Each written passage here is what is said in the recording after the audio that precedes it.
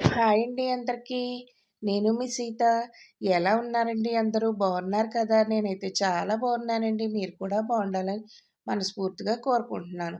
First time నా video చూస్తుంటే please subscribe. ఈరోజు రెసిపీ వచ్చేసి ఆలు కుర్మా చేస్తున్నానండి.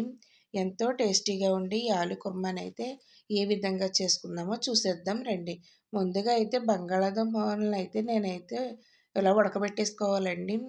మనం మామూలుగా అయితే ఇలా కొద్దిగా ఉడకబెట్టుకుంటే సరిపోద్ది మీడియంగా. అదే కుక్కర్‌లో అయితే 2 విజిల్స్ వచ్చేదాకా ఉడకబెట్టుకుంటే సరిపోద్దండి. కొద్దిగా మెత్తగా ఉడకబెట్టుకోకూడదు.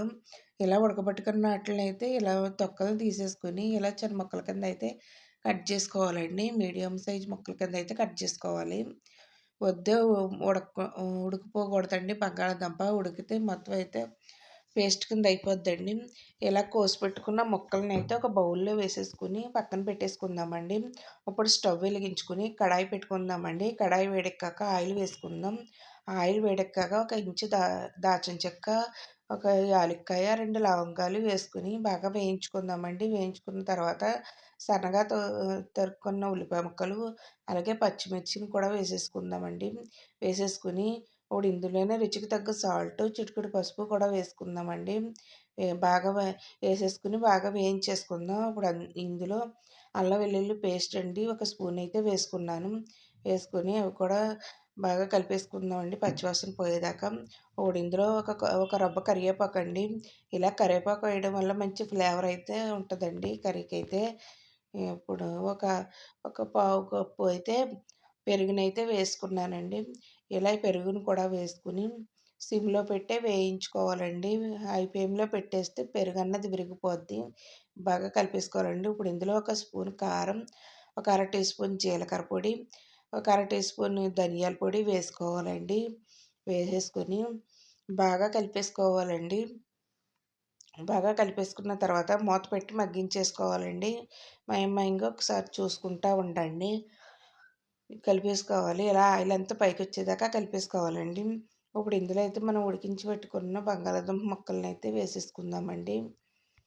చూసారు కదా! ఇలా ముక్కలనైతే వేసేసుకుందాం. వేసేసుకొని ఒకసారి అయితే కలిపేసుకుందామండి. ఇలా కలిపేసుకొని మొత్తం అంతా ముక్కలకంతా పట్టేదాకా కలిపేసుకొని ఒక గ్లాస్‌తో అయితే వాటర్ అయితే వేసుకుంటున్నానండి నేను. ఇలా వాటర్ అయితే వేసుకుంటున్నాను. వాటర్ వేసుకొని బాగా కలిపేసుకోవాలండి. బాగా కలిపేసుకున్న తర్వాత మూత పెట్టేసి మగ్గించేసుకుందామండి. మనకి ఈ కర్రీలోంచి ఆయిల్ అంతా పైకొచ్చేదాకా మగ్గించుకుందామండి. ఒక్కొక్కసారి చూసుకుంటా ఉండండి మయంగా. ఇలా అయితే చూసారు కదా! ఆయిల్ అంతా పైకొచ్చేసింది కదా! ఇప్పుడు ఇందులో అయితే కొద్దిగా గరం మసాలా, కొద్దిగా మెంతి మెంతి మెంతి మెంతి పొడి కూడా, కొద్దిగా కస్తూరి మెంతిని కూడా ఇలా నలిపేసుకుని వేసుకోవాలండి. ఈ కస్తూరి మెంతి వేయడం వల్ల ఈ కర్రీ టేస్ట్ అయితే చాలా బాగుంటుందండి. ఒకసారి కలిపేసుకొని మళ్ళీ మూత పెట్టేసుకోవాలండి. మూత పెట్టి బాగా మగ్గించేసుకుందామండి. చూసారు కదా! ఈ విధంగా చేస్తే సరిపోద్దండి. లాస్ట్‌లో అయితే కొద్దిగా కొత్తిమీరనైతే వేసేసుకుందామండి. ఈ విధంగా అయితే కొత్తిమీరనైతే వేసేసుకోవాలండి. ఇలా వేసేసుకున్నాక ఒకసారి కలిపేసుకోవాలండి. కలిపేసుకొని ఇప్పుడైతే ఒక బౌల్ తీసుకొని బౌల్‌లో అయితే వేసేసుకుందామండి. ఎంతో టేస్టీగా ఉండే ఈ ఆలు కుర్మా అయితే రెడీ అయిందండి. చాలా టేస్టీగా అయితే ఉంటుందండి ఈ కర్రీ అయితేని. ఈ కర్రీ అయితే రైస్, బిర్యానీ, చపాతీ ఇందులోకైనా సూపర్‌గా ఉంటుందండి. అంత బాగుంటుందండి ఈ కర్రీ అయితేని. చాలా టేస్టీగా ఉంటుందండి. నా ఈ కర్రీ అయితే రెడీ అయిపోయిందండి.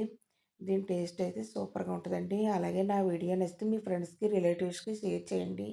వీడియో చూసి లైక్ చేయండి. ఈ రెసిపీని ట్రై చేసి నాకైతే కామెంట్లో చెప్పండి. మీకైతే ఏ విధంగా వచ్చిందో. ఎంతో టేస్టీగా ఉండే ఈ ఆలు కుర్మా అయితే రెడీ అయింది. బాయ్ అండి. నెక్స్ట్ వీడియోలో కలుసుకుందాం.